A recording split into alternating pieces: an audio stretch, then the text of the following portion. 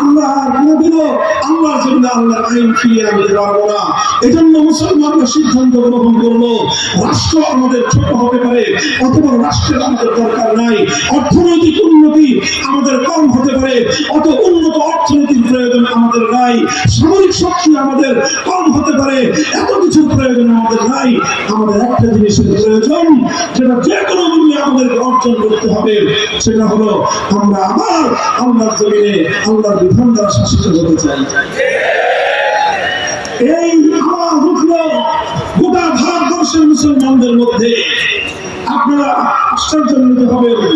আর এদেশের মুসলমানের পরবর্তী প্রজন্ম আমরা গৌরব বোধ করি আমাদের পূর্বপুরুষদের জন্য, আমরা অহংকার করি আমাদের সেই বাধ্যতাদেরকে নিয়ে, যারা এই গোটা ভারতবর্ষের মধ্যে যেই জনপদের মুসলমানরা আল্লাহর জমিনে ইসলামী হুকুমত কায়েম করার জন্য সবচেয়ে বেশি রক্ত দিয়েছে, সবচেয়ে বেশি জীবন দিয়েছে, সবচেয়ে বেশি সংগ্রাম করেছে, সবচেয়ে বেশি ত্যাগের কোরবানি স্বীকার করেছে, সবচেয়ে বেশি স্যাক্রিফাইস করেছে, সেটা সেই পাকিস্তানের সীমান্ত প্রদেশের মুসলমান নয়, সেটা পাকিস্তানের বেলুচিস্তানের মুসলমান নয়, সেটা সেই পাঞ্জাবের মুসলমান নয়, অন্য পশ্চিম পাকিস্তানের করাচি, লাহোর, রাওয়ালপিন্ডির মুসলমান নয়, বরং তাদের সকলের চেয়ে সবচেয়ে বেশি জীবন আর রক্ত দিয়েছে, ত্যাগ স্বীকার করেছে এই বাংলার মুসলিম সমাজ। দুঃখ লাগে, আফসোস লাগে, আমাদের ইতিহাস, এই বাংলার মুসলমানদের ইতিহাস দরদ মাখা ইতিহাস, এই বাংলার মুসলমানদের ইতিহাস রক্ত দিয়ে ভেজা ইতিহাস, চোখের অস্ত্রতে ভেজানো ইতিহাস, আমাদের পূর্বপুরুষদের সাথে বারবার কাদ্দারিয়ার বিশ্বাসঘাতকতা করার ইতিহাস।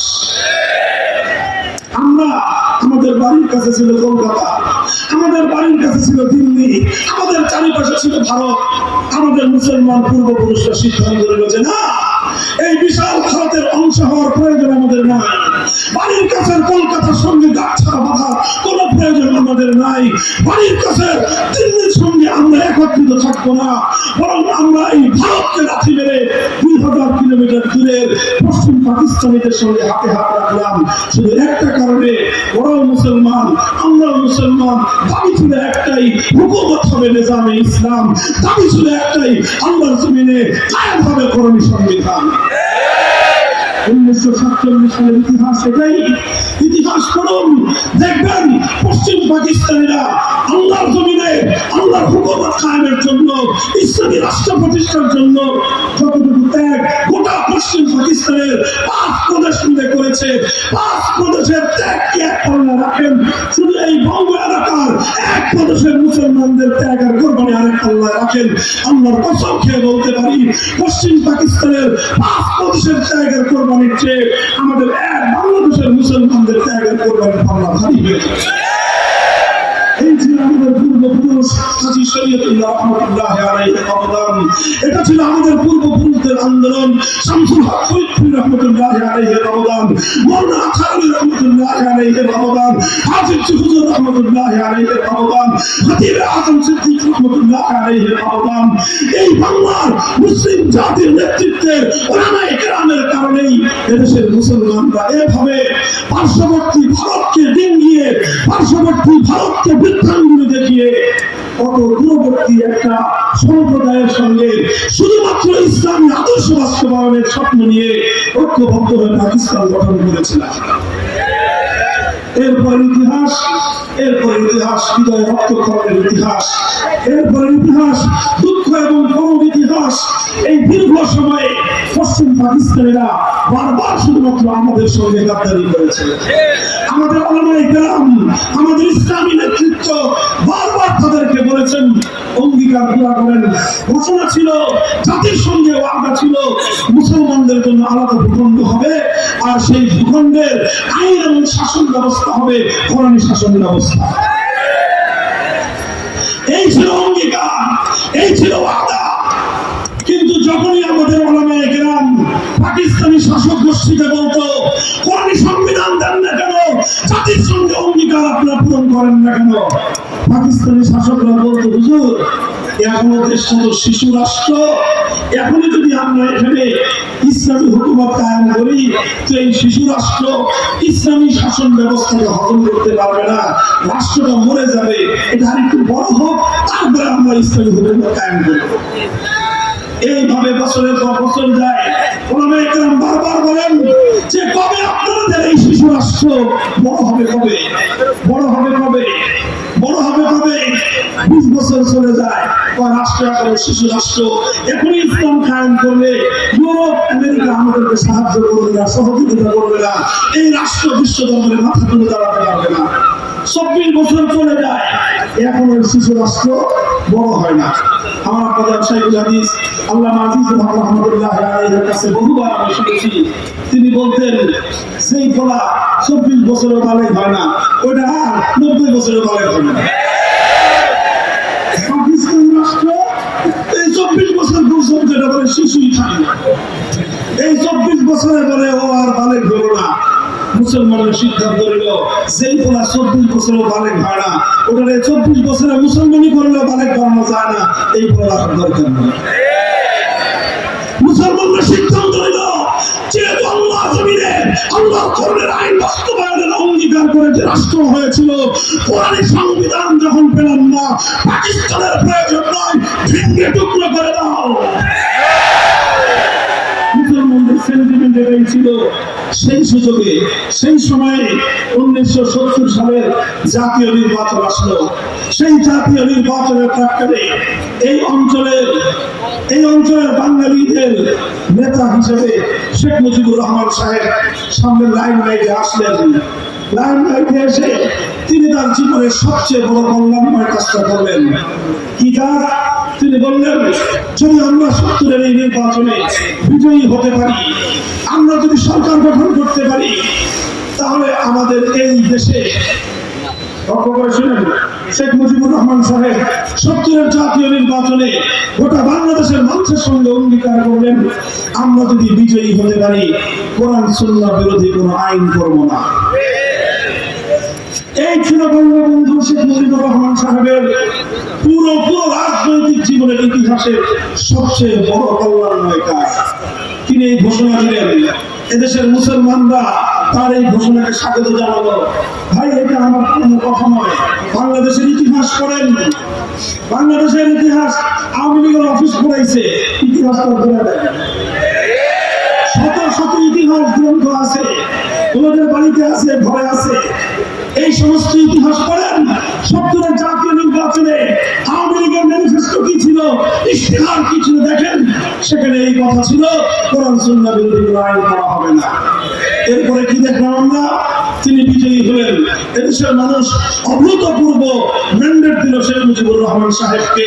তিনি নিরঙ্কুশ সংখ্যাগরিষ্ঠতা পেয়ে বিজয়ী হলেন। পশ্চিম পাকিস্তানিরা ক্ষমতা হস্তান্তর না করে 25শে মার্চ ভয়াল কালো রাতে এদেশের মানুষের উপর বর্বর হত্যাযজ্ঞ পরিচালনা করলো। 26শে মার্চ স্বাধীনতার ঘোষণা হলো। 1971-এর 26শে মার্চ থেকে 16ই ডিসেম্বর পর্যন্ত স্বাধীনতার সংগ্রামের পর, রক্তক্ষয়ী মুক্তিযুদ্ধের পর বাংলাদেশ স্বাধীন হলো। এই স্বাধীনতার পূর্ণ সময়টাই শেখ মুজিবুর রহমান সাহেব পশ্চিম পাকিস্তানিদের কাছে আবদ্ধ ছিলেন, আপ্যায়িত ছিলেন, আবদ্ধ ছিলেন এবং আপ্যায়িত ছিলেন। এরপরে যখন বাংলাদেশ স্বাধীন হলো, তারা ওনাকে মুক্ত করে দিলেন। উনি মুক্ত হয়ে লন্ডন গেলেন। শ্রীমতী ইন্দিরা গান্ধীর সঙ্গে ওনার গল্প সল্প হলো, আলাপ আয়োজন হলো। সব কিছু হওয়ার পর শ্রীমতী ইন্দিরা গান্ধী ভারতের তৎকালীন প্রধানমন্ত্রী একটা ছোট্ট চিরকুট শেখ মুজিবুর রহমান সাহেবের মুজিব কোলের পকেটে ঢুকিয়ে দিলেন। শেখ মুজিবুর রহমান সাহেব বাংলাদেশে আসলেন।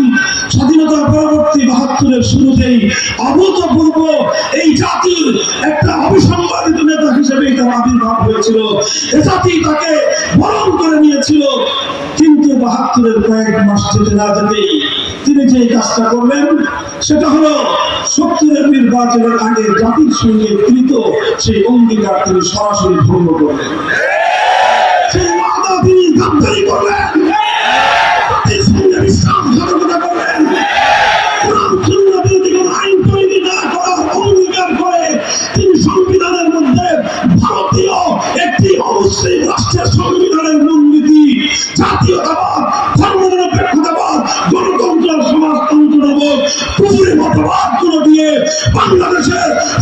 সংবিধানকে কুফরি সংবিধানে পরিণত করে গোটা জাতির হাজার বছরের কামনাকে ধুলোয় মিশিয়ে দিবে।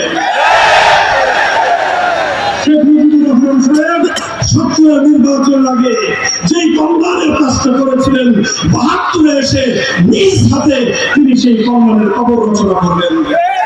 তিনি জাতির সঙ্গে জাতিকে নেতৃত্ব দিয়ে যে মহান দায়িত্ব পালন করেছিলেন ৭২ সংবিধান রচনা করে তিনি তার জীবনের সমস্ত অর্জনকে বিসর্জন দিয়েছিলেন।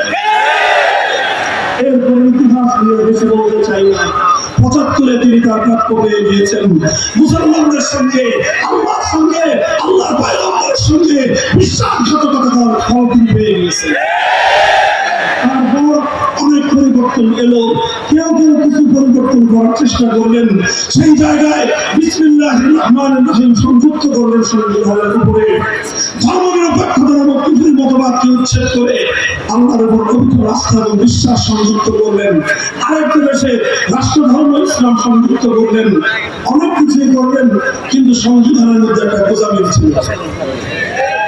যদি আল্লাহর উপর আস্থা, অবিচল আস্থা এবং বিশ্বাস সংবিধানের ভিত্তি হয়ে থাকে, তাহলে বাংলাদেশে কোরআন সুন্নাহ বিরোধী কোনো নীতি মেনে চলতে পারে না, আইন চলতে পারে না, বিধান চলতে পারে না।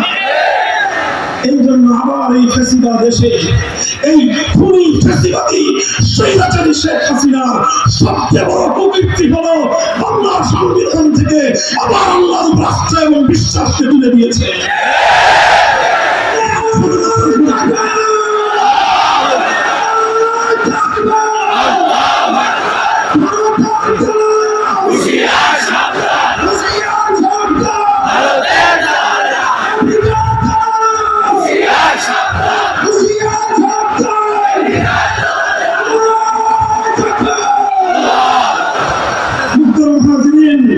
এই সংবিধানের মধ্যে সংসদকে জনগণকে এবং জনগণের প্রতিনিধি হিসেবে জাতীয় সংসদকে সেই ক্ষমতা দেওয়া হয়েছে যেই ক্ষমতা একমাত্র আল্লাহর জন্য নির্ধারিত।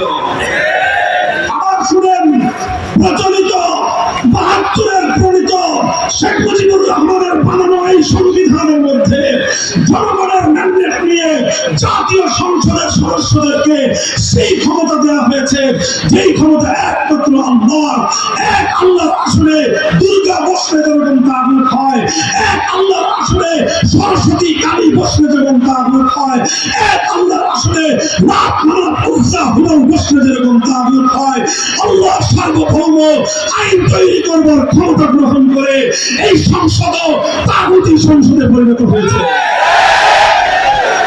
এর কারণে যে সমস্যাটা বুঝেন, একটু সামনে মাথায় বুঝেন, একটা জটিল সমস্যার মধ্যে আজ আমরা দীর্ঘ অর্ধ শতাব্দীকাল পর্যন্ত বাংলাদেশের মুসলমানরা দিনাতিপাত করতেছি। সেটা হলো এই রাষ্ট্রের সংবিধানের কারণে, এই রাষ্ট্রীয় সাংবিধানিক বাধ্যবাধকতার কারণে আমাদেরকে অনেক জায়গায় ইচ্ছায় অনিচ্ছায় বাধ্য হয়ে হৃদয় রক্তক্ষরণ সহ আল্লাহর আইন বিরোধী, কোরআন সুন্নাহ বিরোধী অসংখ্য কাজ আমাদেরকে প্রতিনিয়ত করতে হয়। যদি আপনি জনগণের ভোটে নির্বাচিত হয়ে জাতীয় সংসদে যান, এমন শপথ আপনাকে গ্রহণ করতে হবে যেই শপথ কালেমা পড়নেওয়ালা একজন একত্ববাদী মুসলমান পড়তে পারে না। বাধ্য হয়ে সেই শপথ করতে হয়। আপনি যদি কোনো কারণে সরকারের মন্ত্রী পরিষদে চলে যান, আপনাকে এমন কাজ করতে হবে রাষ্ট্রীয় আইন এবং বাধ্যবাধকতার কারণে মরা মানুষের বেদিতে আপনাকে ফুল দিয়ে শ্রদ্ধা জানাতে হবে, যেটা সমগ্র ৪ মাযহাব অনুযায়ী ইসলামের মধ্যে সর্বসম্মত হারাম। উপায় নাই। রাষ্ট্রীয় বাধ্যবাধকতার কারণে আপনি আলেম হন, হাফিজ হন, মুফতি হন, আপনাকে মন্ত্রী হতে হলে সেই মরা মানুষের বেদিতে আপনাকে শ্রদ্ধা জানিয়ে, ফুল দিয়ে শ্রদ্ধা জানিয়ে আল্লাহর পয়গম্বরের সুন্নাহ আদর্শ ইসলামের ফরজ বিধানকে প্রত্যাখ্যান করে হারামের উপর আমল করে আপনাকে মন্ত্রিত্ব চালাতে হয়। এগুলো আমাদের দুর্ভাগ্যজনক ইতিহাস। আরো অনেক কাজ হয়েছে যেগুলো শুধুমাত্র একটা কারণে আমরা করতে বাধ্য হই, সেটা হলো আমাদের সংবিধানের মধ্যে আল্লাহর ক্ষমতাকে ভাগ করে ৩৫০ জন এমপির মধ্যে ভাগ করে দেওয়া হয়েছে। সেই পবিত্র বাইতুল্লাহ নগরে মক্কার কুরাইশের বেঈমানরা এক আল্লাহর জায়গায় 360 খোদা বসিয়েছিল। আর আমার দেশে, শাহজালালের দেশে, শাহপরানের দেশে, খানজাহানের দেশে, হাজী শরীয়তুল্লাহর দেশে এক আল্লাহর জায়গায় 350 খোদা সংসদে বসে আসন তৈরি। ইতিহাস একটা সময় চলতে চলতে 1/11 পরে যে সরকার আসলো, সেই সরকার ইসলামের পথকে আরো সংকুচিত করে দেওয়ার জন্য বাংলাদেশে যারা ইসলামী হুকুমত বাস্তবায়নের জন্য রাজনীতি করে, আন্দোলন করে, সংগ্রাম করে, তাদের গলাকে চেপে ধরার জন্য আইন করলো নির্বাচন কমিশনের নিবন্ধন বাধ্যতামূলক। নির্বাচন কমিশনের নিবন্ধন বাধ্যতামূলক হওয়ার কারণে যারা ইসলামী রাজনীতি করে তাদের জন্য দুনিয়াটা আরো সংকীর্ণ হয়ে গেল। চাইলেও ইসলামের সব কথা এখন আর বলা যায় না। কত দুঃখজনক একটা পরিবেশে আমরা রয়েছি, জানি না আপনারা অনুভব করেন কিনা। এই যে হুজুর আছেন, আমাদের সকলে উভয় রক্তক্ষরণের একটা ইতিহাস, দুটো ঘটনা আমি বলি। এই যে দেখেন, বাংলাদেশে এই 1/11 সরকার আসার আগ পর্যন্ত ইসলামী শাসনতন্ত্র আন্দোলন নামে রাজনৈতিক দল ছিল আমাদের, ছিল। এই শাসনতন্ত্র আন্দোলন বাংলাদেশের শীর্ষ সকল ওলামায়ে কেরাম মিলে গঠন করেছিলেন। উদ্দেশ্য ছিল বাংলাদেশে কুফরি শাসনতন্ত্রকে উৎখাত করে ইসলামী শাসনতন্ত্র প্রতিষ্ঠা করা হবে। পর্যায়ক্রমে এটা নেতৃত্ব হযরত পীর সাহেব চরমনাই রাহমাতুল্লাহি আলাইহি হাতে এসেছে। ওনারা যখন এটা নিবন্ধনের জন্য তাদের কাছে আবেদন করবেন, নির্বাচন কমিশন বলল বাংলাদেশে কুফরি সংবিধানের অধীনে ইসলামী শাসনতন্ত্র চলতে পারে না, কাজে আপনারা ইসলামী শাসনতন্ত্র নামে অনুমোদন পাবেন না। এটা ইতিহাস, এটা চোখের বস্তুর ইতিহাস নয়, বুকে রক্ত পড়ার ইতিহাস। ইসলামী শব্দ রেখে শাসনতন্ত্র শব্দ বাদ দিয়ে আমাদেরকে নিবন্ধন দিতে হয়েছে। এটা আমাদের জন্য কোন এক ইতিহাস। এই বাংলাদেশে শিরকের সামনে তাওহীদকে পদবিরোধ করার এক ইতিহাস, কুফরের সামনে ইসলামকে বলি দেওয়ার এক ইতিহাস। আরো মর্মান্তিক আরেকটা ইতিহাস আছে, বুঝেন, শুধু শব্দ নয়। বাংলাদেশ জামায়াতে ইসলামী নামে একটা দল আছে, তাদের সঙ্গে আমাদের অনেক মতবিরোধ আছে। সেই মতবিরোধের জায়গাগুলো একটা ভিন্ন জায়গা, কিন্তু একটা জায়গায় আমরা সকলে একমত, সেটা হলো আল্লাহর জমিনে আমরা আল্লাহর হুকুমত চাই। আমরা আল্লাহর জমিনে ইসলামী হুকুমত চাই। এই বাংলাদেশ জামায়াতে ইসলামীকে বাংলাদেশের সর্বোচ্চ আদালত হাইকোর্ট থেকে তাদের নিবন্ধন বাতিল করে দিল। কেন বাতিল করলো? ৭১ সালের তাদের বিতর্কিত ভূমিকার কারণে না, ৭১-এর মুক্তিযুদ্ধের ভূমিকার কারণে নয়। তাহলে কেন আম্বিয়া কেরামকে মাসুম মানে না, সাহাবায়ে কেরামকে মেয়ারে হক নিয়ে তাদের আলোচনা আছে, এই কারণে না, এই সকল কারণে নয়। বাংলাদেশ জামায়াতে ইসলামী নিবন্ধন বাতিল ঘোষণা করেছিল হাইকোর্ট শুধু এই কারণে যে তাদের সংবিধানে আল্লাহর সার্বভৌম ক্ষমতার কথা বলা হয়েছে, তাদের সংবিধানে তাওহীদের কথা আছে। অর্থাৎ আদালত বলতে চায় বাংলাদেশে শিরকের রাজতন্ত্র চলবে, শিরকের তন্ত্র চলবে, বাংলাদেশে কুফরি সংবিধান চলবে, আল্লাহর সার্বভৌমত্বের কথা বলা যাবে না। বলেন, এই ঘটনার পরেও এদেশের লক্ষ লক্ষ মুসলমান এখন দিয়ে বিচরণ করি, এটা আমাদের জন্য অনেক বড় একটা কষ্টের বিষয়, হৃদয় বিদারক একটা বিষয়। আপনারা হৃদয় দিয়ে অনুভব করেন কিনা আমি জানি না। বলবেন, হুজুর এই সকল কাজ কেন করতেছেন? এই ইসলামী সম্মেলন রাজনৈতিক আলাপ কেন করেন? আমি দেখেন, আমি সেই ইসলামকে বিশ্বাস করি যে ইসলাম মুকাম্মাল নিজামে হায়াত, যে ইসলাম কমপ্লিট কোড অফ লাইফ, যে ইসলাম রাজনীতি এবং রাষ্ট্র সেবা পূর্ণাঙ্গ হতে পারে না। কাজেই রাজনীতির আলাপ আমাদের কোথায় আসবেই, রাষ্ট্র ব্যবস্থায় কুফরি সংবিধানের বিরুদ্ধে আমাদের বলতেই হবে, বলতেই থাকবো। আল্লাহর জমিনে আল্লাহর খেলাফত কায়েম করবো, না হয় শাহাদাতের রক্ত দিব।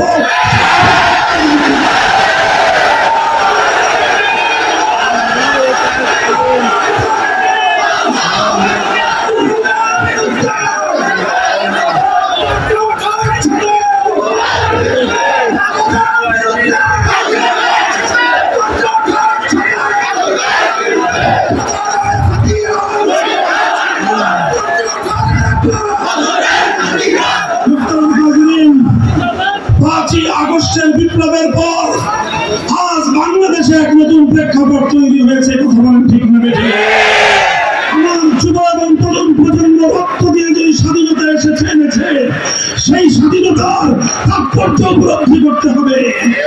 সেই স্বাধীনতার অন্যতম তাৎপর্য 5ই আগস্টের বিপ্লবের অন্যতম পদক্ষেপ ছিল টেকনাফ থেকে তেতুলিয়া গোটা বাংলাদেশকে শিরকের মূর্তি থেকে, শিরকের প্রতি মূর্তি থেকে মুক্ত করা। শুধু এই মূর্তি খেদায়ে, শুধু মরা মূর্তি খেদায়ে তাওহীদের বিজয় আসবে না।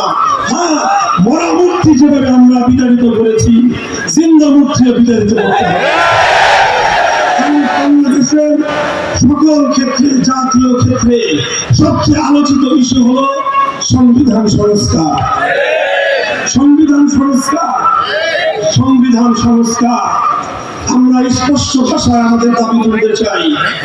নানা রকম সাহিত্যপূর্ণ ভাষায় মারপ্যাচের অনেক আলাপ আলোচনা আছে, এগুলো যারা টেবিলে বলবেন, টেবিলে বলেন, ফাইলে লিখে লম্বা লম্বা প্রজেক্ট আমরা জমা দিব, লম্বা লম্বা প্রস্তাব পত্র আমরা জমা দিব, অনেকে জমা দিয়েছি, সব ঠিক আছে। কিন্তু মঞ্চ ময়দানে গোটা জাতিকে নিয়ে একটা দাবি আমরা এবার তুলতে চাই। সেই দাবি হলো, আমাদের সংবিধানের এই সকল কুফরি ধারাগুলোর কারণে বাধ্য হয়েও আমাদের ওলামায়ে কেরামকে ইসলাম প্রিয় জনতাকে নানা সময়ে ইসলাম বিরোধী অনেক কার্যকলাপ বাধ্য হয়ে করতে হয়। আমরা এই অভিশপ্ত ধারায় থাকতে চাই না। আমরা চাই এবার আমাদের সংবিধানে একটা সংশোধনী আসবে, আর সেই সংশোধনীটা শব্দ যাই হোক, তার মর্মার্থ এটাই হবে, যদি বাংলার মাটিতে সংবিধানে কোরআন সুন্নাহ বিরোধী কোন আইন থাকে, কোরআন সুন্নাহ বিরোধী কোন ধারা থাকে, কোরআন সুন্নাহ বিরোধী কোন নীতিমালা থাকে, কোরআন সুন্নাহ বিরোধী সকল আইন, সকল নীতি, সকল বিধান বাতিল বলে গণ্য